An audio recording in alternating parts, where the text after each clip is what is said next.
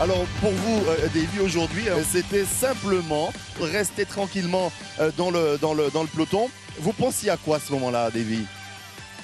Ben, j'avoue que j'étais un peu anxieux, j'avais un peu de stress parce que à chaque fois que je prends le départ d'une course, surtout la KO Jet, c'est pour terminer.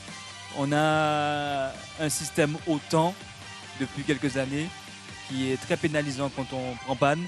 Donc on a un peu le stress de tomber en panne. Donc franchement, c'est assez difficile à gérer au début. Mais une fois qu'on est sur le jet, on se concentre convenablement sur la course et après tout roule, comme on dit.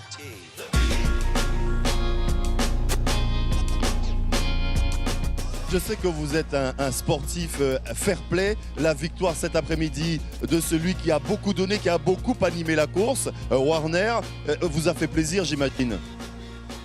Greg m'a fait vraiment très plaisir parce que je pense qu'avec Dustin, c'est les deux meilleurs pilotes. Aujourd'hui, il nous a montré qu'il a le niveau pour naviguer en haute mer devant tout le monde. Depuis le début, malheureusement, il n'a pas eu de chance. Mais je suis quand même satisfait qu'il ait gagné une étape parce que ça me tenait à cœur qu'il gagne cette étape. On était deux dans le même team. Donc moi je gagne la KO Jet, lui il gagne une étape. Il a montré quand même qu'on peut compter sur lui.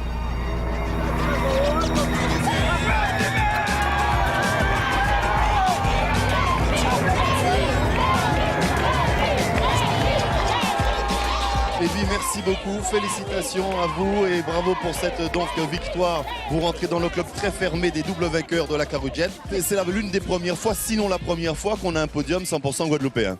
Je crois bien que c'est la première fois. Donc je pense que le public sera à la hauteur pour fêter ça dignement.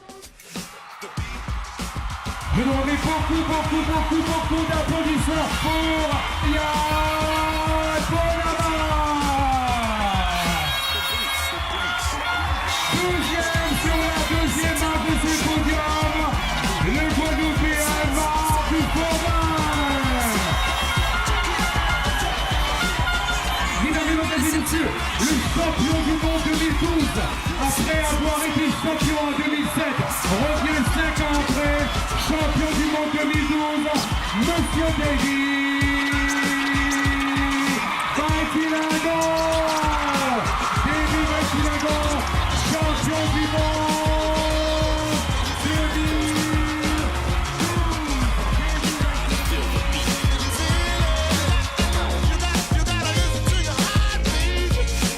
A, the B, the C, the 2, the C.